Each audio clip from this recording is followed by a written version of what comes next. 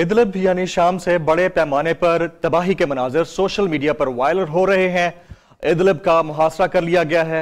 उम्मत मुस्लिमा कहां है, यूएन कहां है, सलामती काउंसिल कहां है, यह बहुत बड़ा सवालिया निशान है। उस पर बात करते हैं प्रोग्राम के दूसरे हिस्से में औरिया साहब से। औरिया साहब, ये उम्मत मुस्लिमा इस सारे मामले में कहां है, किधर है? कोई फ्रंट पे नहीं आ रहा है, इस पर बात नहीं हो रही।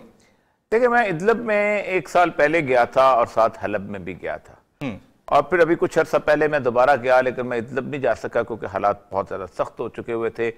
और जो हलब का जो इलाका है वहाँ पर भी चूँकि टर्की की फोर्सेस हैं वो बहुत ज़्यादा आखिर उसमें आगे जाने वाली थी, और वो जो ताज़ा तरीन उन्होंने हमला किया है उधर से किलस की तरफ से और उर्फा की तरफ से, तो वो उन्होंने पूरा बॉर्डर सील किया हुआ था। लेकिन इदलिब में उस वक़्त एक अजीब और गरीब सा मामला चल रहा था जी।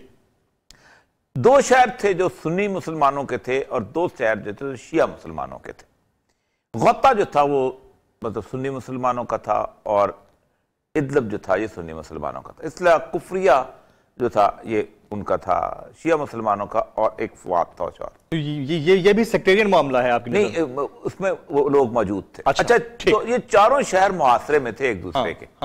एक तरफ से क्योंकि हिजबुल्लाह आई हुई थी तो हिजबुल्लाह ने उन्होंने मुआसरा किया हुआ था, तो दूसरी तरफ ये उनका बहुत अरसे से मतलब गौता का इलाका और हुमस का इलाका और हुमा का जो इलाका है जी, यहाँ पर बाकायदा फतवा दे दिया गया था कि आप बिल्लियां और कुत्ते ये भी खा सकते हैं क्योंकि आप जाहिर बात है भूख का मामला है।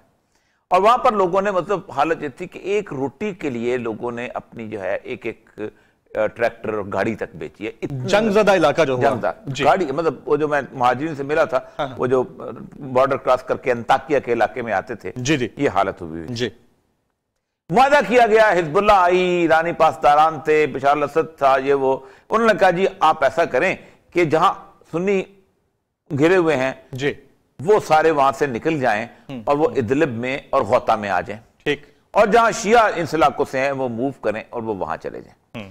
आपको याद होगा कि कुछ अर्सा पहले इदलिब से कुछ लोग मूव कर रहे थे तो एक धमाका सा हुआ था, बिल्कुल, और बिल्कुल, पूरी दुनिया में तस्वीरें बनाई गई थी। तो जनाब क्या बात है, इधर से लोग जा रहे थे तो रास्ते में पता नहीं IS ने कर दिया ये वो।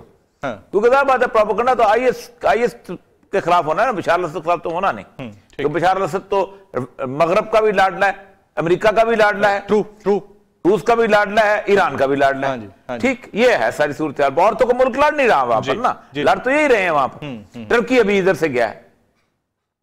तो अब ये सारे के सारे ये अब शिफ्ट हो गए। जब वो शिफ्ट हो गए सारे के सारे जी, तो इदलिब और गौता जो है इस वक्त ये है इन टारगेटेड। अच्छा, ये बिल्कुल वही कैफियत है कि आप अंदाजा करें कि जिस वक्त इराक में हुकूमत बनाई गई थी, ऐसे तो IS नहीं बनी थी, ऐसे तो दाइश नहीं बनी थी। दाइश का जो वजूद है वो निकला था इराक के उन शहरों में जिन्हें हम सुन्नी ट्रायंगल कहते हैं। जी जी जी, हमारे यहाँ लोग नाम नहीं लेते, मैं नाम लेना चाहता हूं इसलिए कि ये बहुत गलत बात है कि हम नाम नहीं लेते।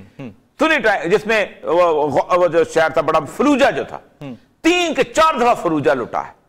3 के 4 दफा लोगों को हर एक को अलकायदा कहा और मार दो। अब यहां का हर एक को दाइश को और मार दो और कत्ल कर दो। और आप अंदाजा करें कि 40 लाख महाजिर जो निकले हैं उनको घरों से क्या निकला गया कि ये दाइश बन गए।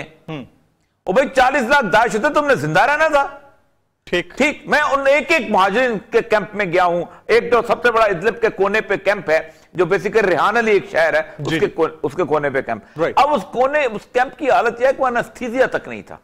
सर, आप एनेस्थीसिया की बात कर रहे हैं। जंगज़दा इलाका इस हद तक है कि वो तो अस्पतालों को नहीं छोड़ा गया, उसको टारगेट किया जा रहा है। की बात कर रहा हूं, फैसिलिटीज की हालत ये थी कि वहां बेचारा डॉक्टर जो थे वो पढ़ते थे, कुरान की आयत पढ़ते थे और ऑपरेट करते थे, गोली वगैरह निकालते थे या स्प्लिंटर वगैरह निकालते थे। अब वहां पर बच्चों की जिस तरह की लाशें वहां से निकल रही हैं और जिस तरह उनको डेबरी के अंदर डाला जा रहा है, मुझे रसूल सल्लल्लाहु अलैहि वसल्लम की हदीस याद आती है। आप सल्लल्लाहु अलैहि वसल्लम फरमाया था, प्लीज आपने सल्लल्लाहु अलैहि वसल्लम फरमाया था कि जब मिस्र में पीले झंडे बरामद हों तो शाम के लोगों को जेरे जमीन पनाहगाहें बना लेनी चाहिए। फिजाओं से हमला होगा। वो वक्त आ चुका, फिजाओं से हमला हो रहा है ना, हो रहा है। इसका मतलब है क्या, हमला आवर को रसूलुल्लाह ने आइडेंटिफाई किया कि वो गलत लोग होंगे। शाम के मासूम लोगों के बारे में बाकायदा रसूलुल्लाह सल्लल्लाहु अलैहि वसल्लम फरमाया कि उनको जेरे जमीन पनाहगाहें बना लेनी चाहिए। यही हुआ। अब अब मसला यह है कि बेचारे उनको तो नहीं पता ज़ेरे ज़मीन बना गया कि ये हमला होने वाला है। इस वक्त एक किस्म की एथनिक क्लिंजिंग हो रही है, और इस एथनिक क्लिंजिंग में अब दाइश को तो उन्होंने उस तरह जो लीडरशिप तो खत्म हो गई, लेकिन वहां जो लोग आए हुए थे ना, जो 20, 22, 23 मुल्कों से, यूरोप के, कोई नॉर्वे से आया हुआ है, कोई स्वीडन से आया हुआ है, कोई डेनमार्क से आया हुआ है, ये सारे वहां पहुंचे थे कि वहां एक किस्म की फाइट हो रही है, जंग हो रहा है, अमेरिकन फोर्सेस इनके साथ। तो अब वहां पर ये सारे लोग जो है ये फिर दोबारा जमा हो रहे थे इदलिब के पास। और ये सब शाम के इस जंग के मामले पर, हालांकि सुना यही जाता है और कहा भी यही जाता है कि everything is fair in love and war, लेकिन वॉर ये है किसकी, कौन किसके साथ है? आप किसी से बात करो ना, आप बात करो जी हिजबुल्लाह आ रही है फलान, तो कहते सऊदी अरब को क्यों नहीं? भाई सऊदी अरब ने फोर्सेस तो नहीं उतारी हुई ना, सऊदी अरब बंदे तो मारने नहीं, पैसे दे रहा है ना। जी बिल्कुल बिल्कुल। ओ भाई अगर तुम भी पैसे दो, खुद ना उतरो, तो जो मर्जी करते रहे, आपस में लड़ते रहे, उसके बाद एक दिन फैसला हो जाएगा उनके दरमियान जी।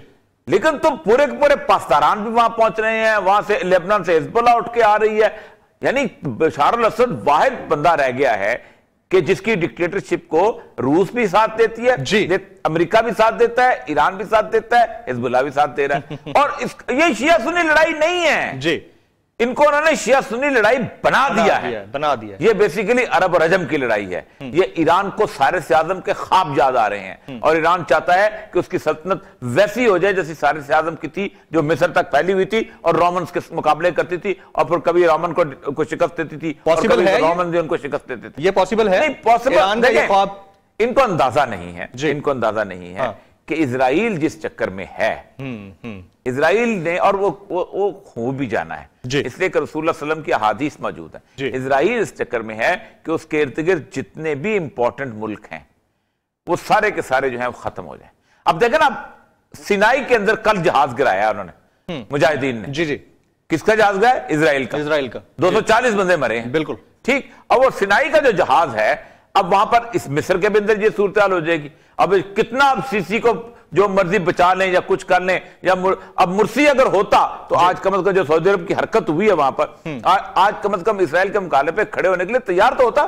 अब तो उसी में मारे जाएंगे, वो कहेंगे जी ये इधर तो आ गए हैं सारे के सारे मुजाहिदीन, इधर दाइश आ गई है, उधर अंग्रेजी का मुहावरा है ना, give bad name and hang him, उस बंदे को बुरा नाम दो, और उसको उठा लो, उसको फांसी चला दो। ये हो रहा है। अब रसूलुल्लाह के दिनों ये सारे मुल्क हमारे हाथ से चले जाएंगे, ये शाम भी चले जाएगा, ये लेबनान भी चले जाएगा, उसके बाद ये नीचे जो है ये फुरात के किनारे इराक का फुरात के और सब अगेन चला जाएगा। क्वेश्चन बार बार एक जैसा नहीं होना चाहिए, लेकिन जब ये एक बात तय है, जब भी एक निशानी है और हदीस से साबित है कि ये मुल्क चले जाएंगे आपके हाथ से, तो हम बीइंग मुस्लिम उम्मा क्या कर सकते हैं? देखें, दो तीन चीजें, जो आखिरी वक्त की लड़ाई है ना, जो शुरू हो गई, वो मैं एक हदीस सुना के जाता हूं।